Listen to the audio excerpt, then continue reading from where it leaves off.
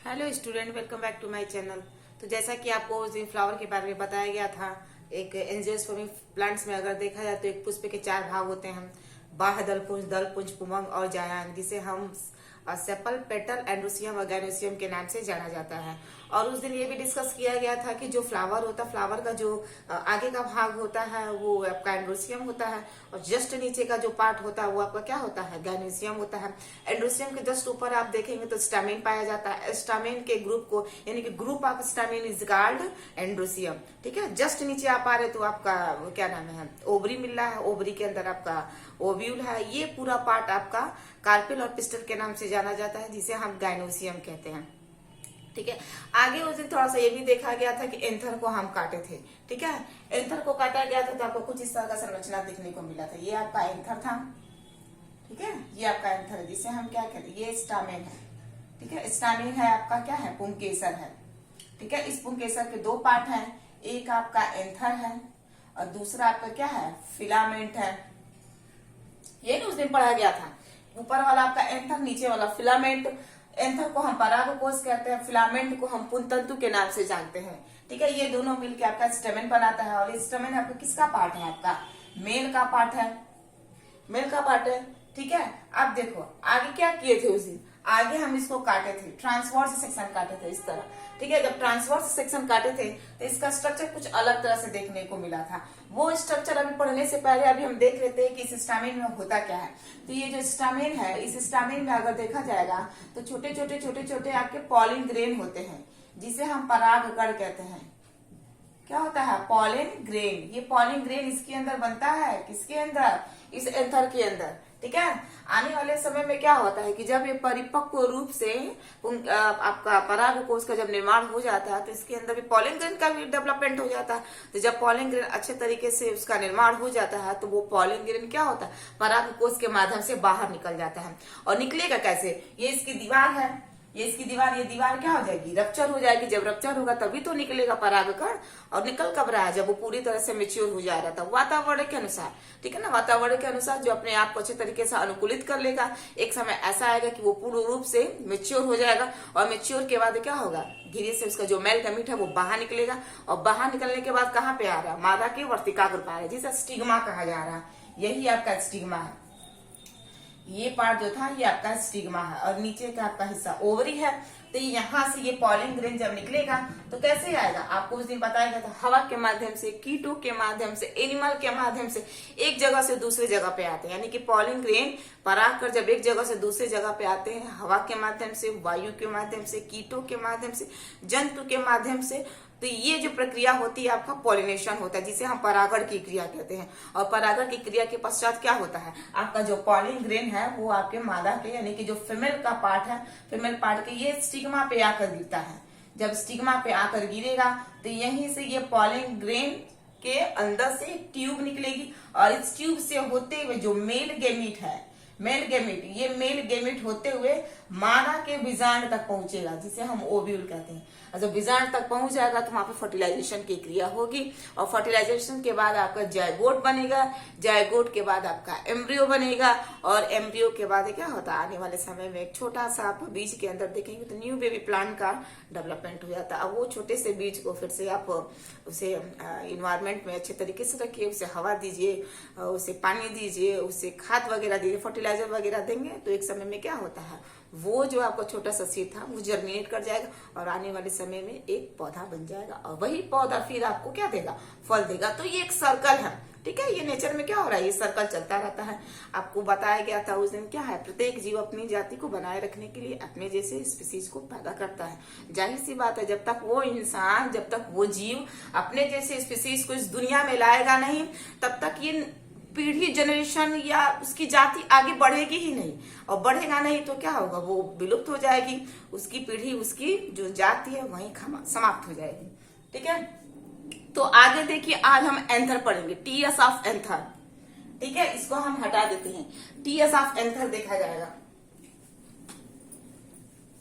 ठीक है, TS of anther, TS यानी कि transfer section of anther, TS of anther, ये पार्ट 2 है आपका। ठीक है, TS of anther, transverse section of anther, transverse section of anther. ठीक है, अब देखो ये जो ट्रांसवर्स सेक्शन है, अब देखो ये आपका क्या है, आपका ये स्टामेन है, स्टामेन है ना, ये आपका क्या है भाई, ये आपका अगर देखा जाए तो ये आपका स्टिग्मा है, ये आपका क्या है, स्टिग्मा है, ये आपका क्या है, ये आपका स्टाइल है, इसे हम वर्तिकाग्र कहेंगे, इसे हम वर्तिका कहेंगे। नीचे का हिस्सा क्या है आपका, ओवरी है, अंडाशय कहेंगे। इस अंडाशय के अंदर क्या होता है, आपका ओव्यूल होता है। ठीक है ना, यही ओव्यूल आने वाले समय में आपका क्या बन रहा है भाई, सीड बन रहा है। और ये ओवरी किस में डेवलपमेंट हो जाएगा, किस रूप में बदल जाएगा, ये फ्रूट में बदल जाएगा, तभी तो आपको फल मिलेगा, खाएंगे। अब देखो ये जो हिस्सा है ये स्टामेन है, इसको हम काटेंगे, काटने के बाद ऊपर से झांक कर देखेंगे, तो ऊपर से जब आपको झांक कर देखेंगे तो इसका स्ट्रक्चर कुछ अलग देखने को मिलता है। देखा जाए आखिर ये दिखता कैसे है ऊपर से झांकने पर। तो ये जो एंथर है, इस एंथर को हमने काट लिया है, किसी चीज से भी आप काट सकते हैं, कोई भी बायोलॉजिकल इंस्ट्रूमेंट होती है आपको लैब में मिल जाएगी, आप उससे क्या करेंगे, काटेंगे। आप देखो काटने के बाद इसकी संरचना देखिए, स्ट्रक्चर,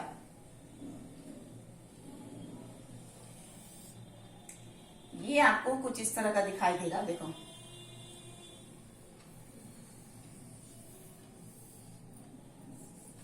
ठीक है, ये क्या है आपका ट्रांसवर्स सेक्शन ऑफ एंथर है। ठीक है, ये इसकी जो फिलामेंट है, ये फिलामेंट है, ये अटैच है, ये अटैच किससे होता है आपका, ये अटैच आपका थैलेमस से होता है।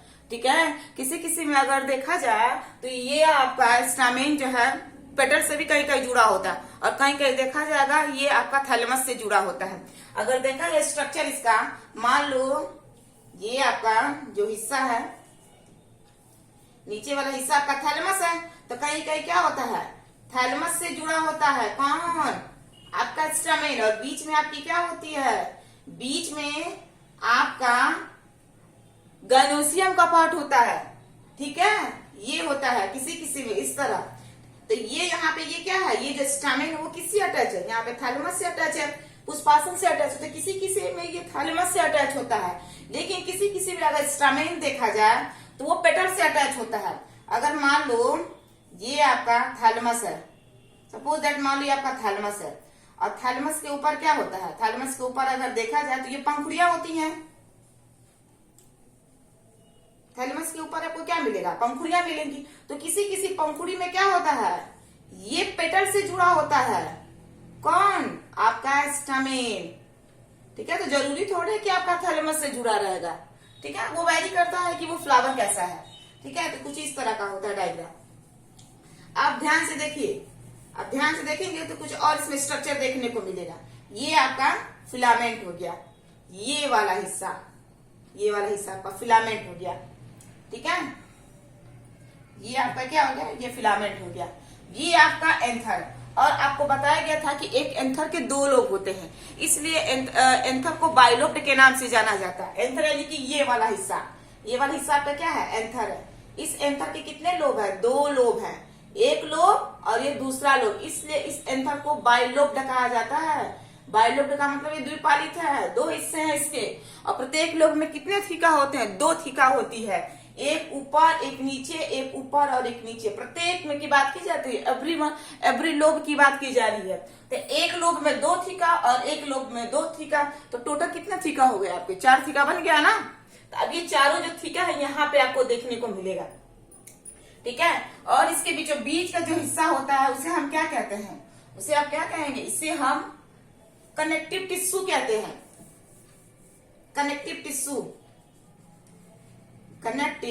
टिश्यू ये आपका संयोजी उत्तक है। ठीक है, संयोजी उत्तक में क्या होता है, जाइलम भी होता है, फ्लोएम भी होता है। आप लोगों ने कक्षा 6 से लेकर अभी तक पढ़ते चले आ गए हैं कि संयोजी उत्तक का मतलब इसमें दो सेल्स होते हैं, एक जाइलम होता है और एक फ्लोएम होता है। जाइलम के माध्यम से क्या होता है, जल का परिवहन होता है, और फ्लोएम के माध्यम से आपके जो मिनरल्स हैं, खाद्य पदार्थ हैं, वो एक स्थान से दूसरे स्थान को जाते हैं। क्योंकि जो आपका पेड़ होता है, पेड़ के नीचे क्या है भाई, उसकी जड़ें हैं, और उस जड़ों के नीचे अगर देखा जाए तो उसके रूट हेयर्स होते हैं, रूट कैप होते हैं, जिस रूट हेयर्स के माध्यम से, यानी कि जो जड़ के, यानी कि जो मूल रोम है, मूल रोम के माध्यम से ही क्या करती हैं पौधे, जड़ों से पानी को लेती हैं, खाद्य पदार्थों को लेती हैं, और लेने के बाद क्या होता है, वो प्रत्येक अपने हिस्से के यानी कि प्रत्येक पौधे के यानी कि पत्तियों तक उसको पहुंचाते हैं। किसको पहुंचाएगी? खाना को पहुंचाएगी। जो नीचे से जड़ क्या कर रहा है? खींच रहा। खींचेगा क्या? मिनरल्स को खींचेगा, पानी को खींचने का, और खींचने के बाद पत्तियों तक पहुंचाएगा। कौन? पौधा। तो जब वहां पे पहुंचाएगा तभी तो क्या होता है? फोटोसिंथेसिस की क्रिया होती है। सूर्य के प्रकाश की उपस्थिति में आपका फोटोसिंथेसिस का निर्माण होता है। नीचे से आपका क्या गया? जल गया। इन्वायरमेंट ने पौधे से क्या लिया? CO2 लिया। तो आपका जल और CO2 मिलेगा कब? In the presence of sunlight, सूर्य के प्रकाश की उपस्थिति में। और इसके साथ साथ क्या होता है? क्लोरोफिल। आप जानते ही हैं कि पौधों की पत्तियों का रंग हरा होता है। क्यों? क्योंकि उसमें क्या होता है? क्लोरोफिल होता है। तो क्लोरोफिल इधर से हो गया, इधर से देखो ये H2O हो गया। इन्वायरमेंट से क्या लिया पौधा ने? CO2 को ले लिया, ऊपर से लाइट को ले लिया, ठीक है। और पत्ती का हरण किसके कारण है? भाई आपका क्लोरोफिल के कारण है। इन दोनों की उपस्थिति में पौधा क्या बनाएगा? C6H12O6, और साथ में क्या बनाएगा? हमें ऑक्सीजन देगा। इसलिए अगर देखा जाएगा पौधों में जितना ही पानी आप डालेंगे उतना ही आपको तेजी से ऑक्सीजन की प्राप्ति होती है। ऑक्सीजन हमेशा जल के टूटने से मिलता है, CO2 के टूटने से नहीं मिलता है। और प्लस इसके साथ साथ आपको क्या मिलेगी? एनर्जी मिलेगी, ठीक है। इसलिए अगर देखा जाएगा प्रत्येक इंसान को अपने जीवन काल में कम से कम 5 पौधों को जरूर लगाना चाहिए। क्योंकि अभी के अगर इन्वायरमेंट में देखा जाएगा बहुत तेजी से ग्रीन हाउस इफेक्ट पड़ रहा है। आने वाले समय में एक ऐसा समय आएगा जिससे क्या होगा? टेम्परेचर तो आप देख ही नहीं गर्मी में कितनी तेजी से बढ़ती जा रही है। आने वाले समय में हमारे लिए ही बहुत नुकसानदायक होगा, ठीक है। क्योंकि हम धुएं, धूल, मिट्टी ये सब इन्वायरमेंट में जा रही है, वही सारी चीजें हमें इनडायरेक्टली रूप से मिल रही है, ठीक है। तो हमें क्या करना है? हमें अपने आप को भी सेफ रखना है, हमें अपने इन्वायरमेंट को भी सेफ रखना है। इसलिए क्या है? ज्यादा से ज्यादा आप पौधे लगाइए, ठीक है। जितना ही ज्यादा पौधा लगाएंगे आपको इन्वायरमेंट में ऑक्सीजन मिले, वही ऑक्सीजन आपके पास आएगा, ठीक है। आप देखो तो यही है आपका क्या? कनेक्टिव टिश्यू, जिसके अंदर आपका क्या है? जाइलम है और फ्लोएम है। जाइलम पेड़ क्या करता है? जाइलम के रास्ते से पेड़ आपका जल को खींचता है, और फ्लोएम के रास्ते से पेड़ आपका क्या करता है? खाद्य पदार्थों को खींचता है। जैसे मान लो ये आपका जड़ है, जड़ है ना, इसमें 2 नली है। एक नली से आपका जल को लेगा और एक नली से आपका क्या लेगा? मिनरल्स को लेगा, और लेने के बाद क्या करेगा? समस्त पत्तियों तक इसको पहुंचाएगा। जब पहुंचाएगा तो ऊपर से क्या लेगा भाई? सूर्य का प्रकाश ले लेगा, CO2 ले लेगा, और यहीं पे ये भोजन बनाएगा। भोजन बनाएगा तभी तो पत्ती भी हमें आने वाले समय में फ्रूट देगी, ठीक है। तो ये आपका क्या है? कनेक्टिव टिश्यू है। अब देखो, अब इस कनेक्टिव टिश्यू में अगर देखा जाएगा, मतलब अगर इस अब एंथर में अगर देखा जाए तो ये एंथर है। आप एक एंथर का ये 2 लोब हो गया, ठीक है, 2 थीका हो गए, और दूसरे लोग का ये दोनों थीका हो गया। तो ये आपका पहला हो गया, ये आपका दूसरा हो गया, ये आपका तीसरा हो गया, और ये आपका क्या हो गया? चौथा हो गया। अब ध्यान से समझिए। अब इसमें अगर देखा जाएगा तो इस एंथर के अंदर 4 खजाने से भरी झोलियां पाई जाती हैं। समझे, खजाने से भरा एक डब्बा है इस एंथर के अंदर, ठीक है। और इसके अंदर क्या होते हैं? छोटे छोटे छोटे छोटे टिश्यू पाए जाते हैं। इन्हीं टिश्यू को स्पोरोजिनस टिश्यू के नाम से जाना जाता है। और यही टिश्यू आपस में अपने आप में क्या है? एक सेल है। ये सेल आपका माइक्रोस्पोर है। यही माइक्रोस्पोर आगे चल के पॉलिन ग्रेन का निर्माण करेगा। इसको पढ़ने से पहले हम इसकी दीवार देख लेते हैं, ठीक है। तो ये आपका टीएस ऑफ एंथर हो गया। इस एंथर के अंदर आपका कनेक्टिव टिश्यू हो गया। अब इस एंथर के अंदर आपका क्या है? 4 खजाने से भरे डब्बे पाए जा रहे हैं। अब आगे देखिए क्या होता है इस एंथर के अंदर। अब देखो, अब देखा जाएगा तो इसके बाहर एक लेयर पाई जाती है। इस एंथर के बाहर एक लेयर पाई जाती है। इस लेयर को हम कहते हैं एपिडर्मिस, ठीक है।